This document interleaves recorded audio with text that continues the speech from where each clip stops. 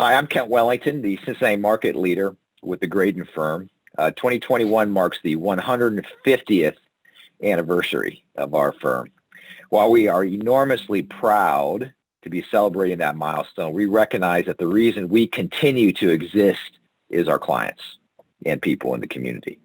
They are the reasons we're here. They are the reasons we're able to give back to our community in many ways that we do. So to celebrate our 150th, we decided not to shine a spotlight on us, but rather shine the light on some of the clients and organizations we serve who are truly iconic parts of our community. So we've launched a series of iconic conversations. Today, I'll be talking with Marcus Thompson, chairman of the board of the Center for Addiction Treatment, also known as the Cat House in town. Welcome, Marcus. Thanks for joining us. Thanks, Kent. I appreciate it. Appreciate you allowing me to represent CAT and just share our story. So thank you. Great. You're almost too young to be viewed as iconic, but, you're pretty cool. So I think you kind of fit. Yeah, I was thinking that. I was like, I'm not iconic. Cat is iconic. So it's fair there. But yeah. That is. Well, you're a good spokesperson. So tell us a little bit about the Center for Addiction Treatment and how long has it been around? Yeah, so Center for Addiction Treatment, as you said, stands for CAT. CAT House as it's affectionately known. But we've been around since 1970, which actually makes us the longest standing addiction treatment center in the region, which is something we're very proud of.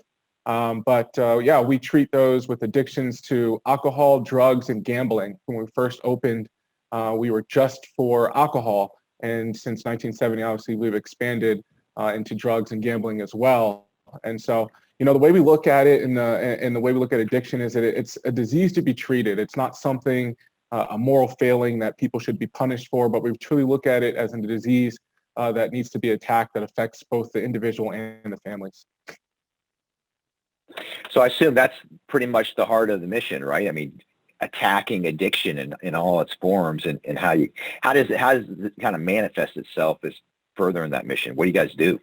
Yeah, so you're exactly right. Our mission is really simple. It's just to save lives and rebuild families and communities by providing addiction health services. It's really a simple mission, but there's a lot that goes into that. And so, we do a lot, and I could go on and get to the intricacies of what we do, but overarching what we do is we do medically monitored detox. We do short-term residential treatment. We do counseling and education, both for the individual and the families. And then we also offer an aftercare program, a program once people are detoxed and are in recovery, a program to just help them along and help them stay on the right path. Okay. I think we all know that, addiction and the vices and the problems that are associated with it are a big problem. Do you have any sense as to how big a problem that is in Southwest Ohio and beyond? Oh my gosh.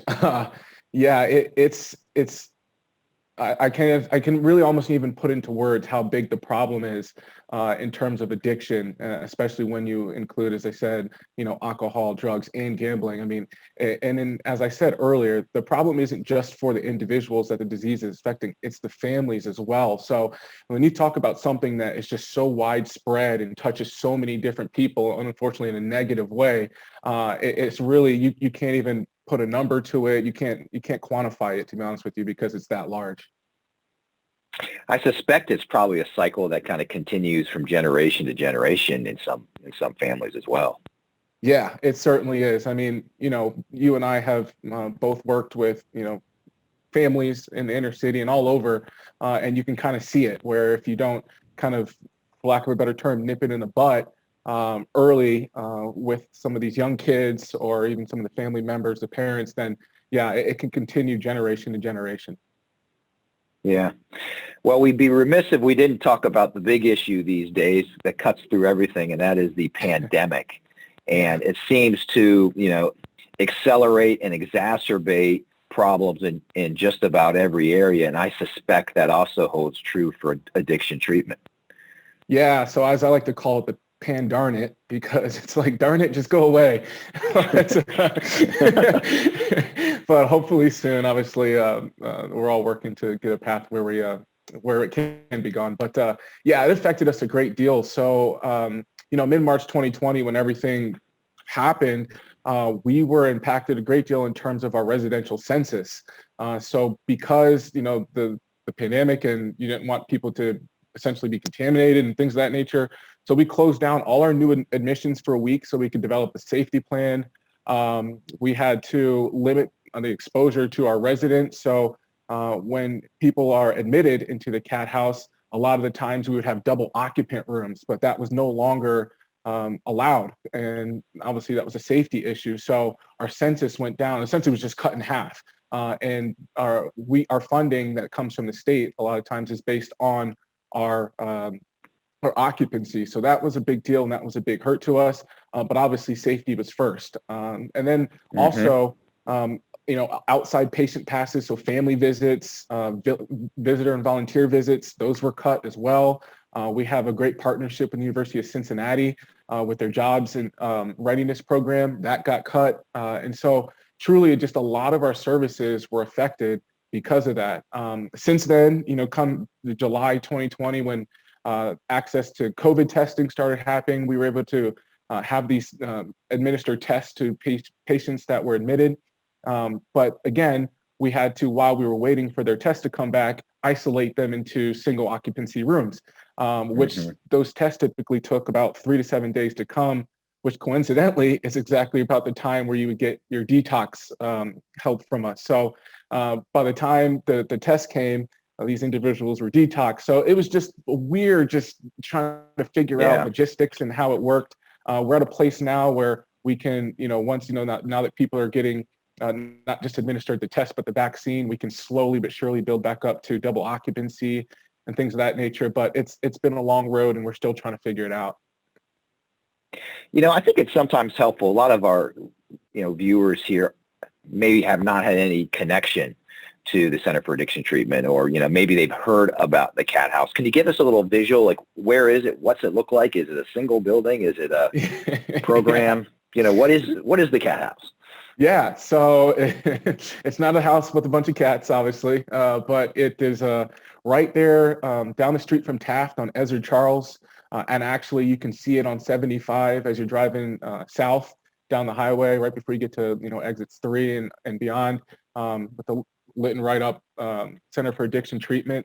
But we have 2 buildings over there. We just have a new building, a fairly new building within the past, I would say 3 to 4 years. And then we have our other building that houses are those who have come in to receive treatment. So it's there. It's probably a, I don't know, 4 or 5 acre campus, if I will. I might be overshooting that, but yeah, a lot of space, and we're looking to grow. Actually, we want to continue to add more buildings, as we said earlier. I mean, this is a disease that keeps coming, and the need is there. So we're looking to grow sometime in the future. Yeah, I suspect a lot of people have driven right by it. We're building this behemoth FC Cincinnati stadium that looks awesome in the West End, but then you go down from Taft High School, as you mentioned, and you get to the Cat House. Exactly. Let's talk a little bit about the future. Okay. What's the future Center for Addiction Treatment, and any goals or objectives that you guys have? Yeah, actually, like I said, we're looking to grow. I mean, it kind of stinks that you have to say that in regard to addiction treatment. You're hoping that we could shrink that, but as I said, the addiction just keeps coming, the disease keeps coming. But so what we're going to do in this April, actually, is we're going to launch 2 programs to further strengthen our continuum care. And I spoke about that a little bit earlier, but the first is our intensive outpatient program.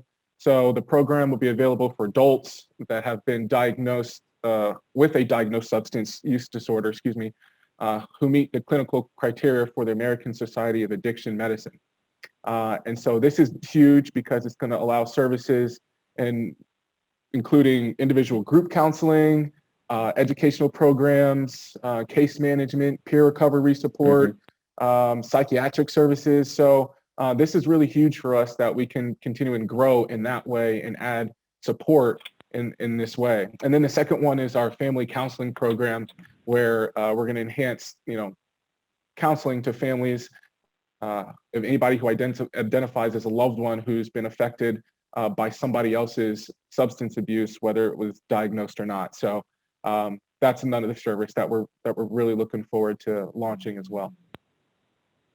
I suspect, like a lot of adversity we face, treating addiction is a team effort. And if some of our viewers want to get involved or help out, how would they go about that?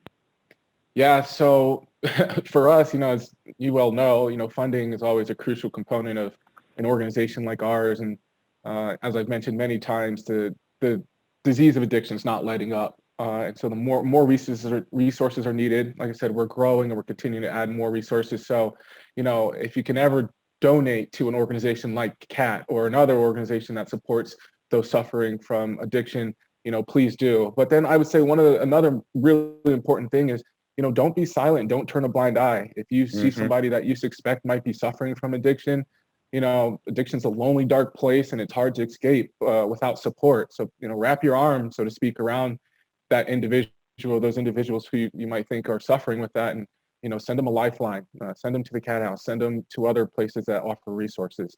But I think those would be two special ways to help out. Yeah, perfect. Let's talk a little bit about you. Tell us about the journey and ultimately what led you to chair the board of the Center for Addiction Treatment. Yeah, so it's like my whole life has ever been. It's just filled with a whole bunch of God moments, and becoming chair of the CAT House is one of them. I got introduced to the Center for Addiction Treatment back in 2015 by a gentleman named Mike Haas. He was working at Fifth Third as well, and he's still on the board.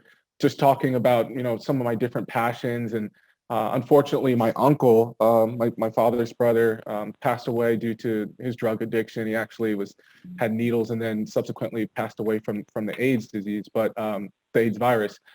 So he introduced me to CAT, and then fast forward probably 5 years, he came back to me and said, "Hey, Marcus, we have an opening, and been paying attention to how you love to serve, and just wanted to know if you'd be interested." So I joined the board gladly. It was honored to join the board.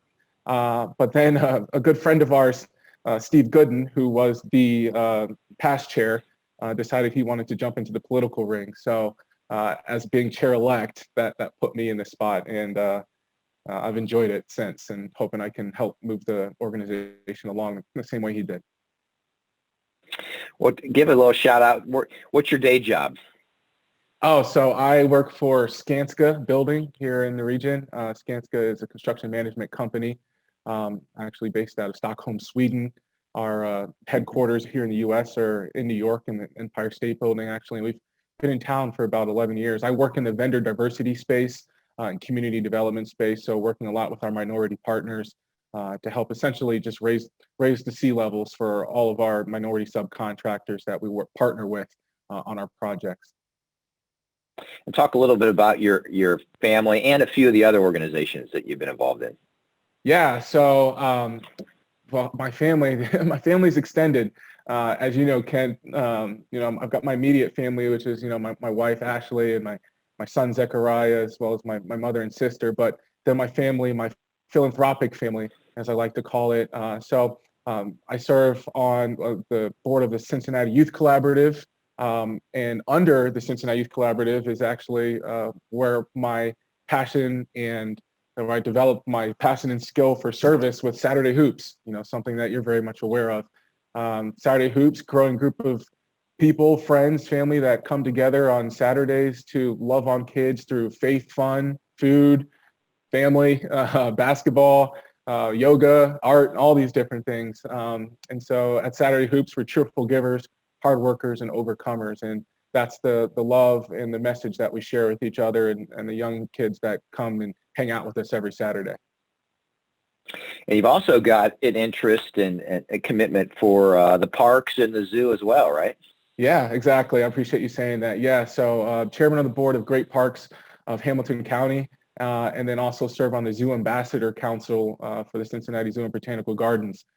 So again, like I said, my life's been filled with a whole bunch of God moments, and I've just been so fortunate that I've had all these opportunities to just serve in meaningful ways and really help this region just continue its vibrancy, if you will.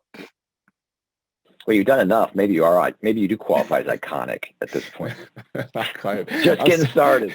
Yeah, still trying to get to your level, actually. Well, let's talk about. Let's do a little. Let's be the Chamber of Commerce here. As for outsiders who want to come to Cincinnati, you're a lifer here. Yep. What would you tell someone or convince them to locate to Cincinnati? Why Cincinnati? We have everything. I'm actually sitting in my office here downtown, and I'm looking out our window. We're on 20th floor of one of the buildings out here, and I'm just thinking to myself, unlike a lot of cities, if you come to this city and you really want to truly make an impact in whatever type of way, it could be in the arts, it could be with the youth, it could be, helping to stave off drug addiction, anything, you have the ability to do that here. It's not like a huge, New York where you can just get lost in the hustle and bustle. If you have a passion, Cincinnati is truly a place where you can come and put your roots down and really develop that passion and make a big difference. And that's something that I think is just truly special for this region. I mean, aside from that, you've got, great school systems all over. I mean, you talk about the parks, great parks, city parks, township parks, village parks, our art scene. I mean, how much time do you have? Because I can keep going. It's just an awesome place. I know the one thing you didn't mention, and you're in a group. How about wings? Yeah, that's right. Yeah, Hot Wings, or the Wing League. So yeah, we do have great wings all over the place. And I've visited a number of them. So yeah, wings would be one. I don't know if I would put that on the front page. I might go on the second page, but second page. Yeah, second page. Well, what's the one treat you'd recommend to someone from out of town, whether it's food or event or place to visit?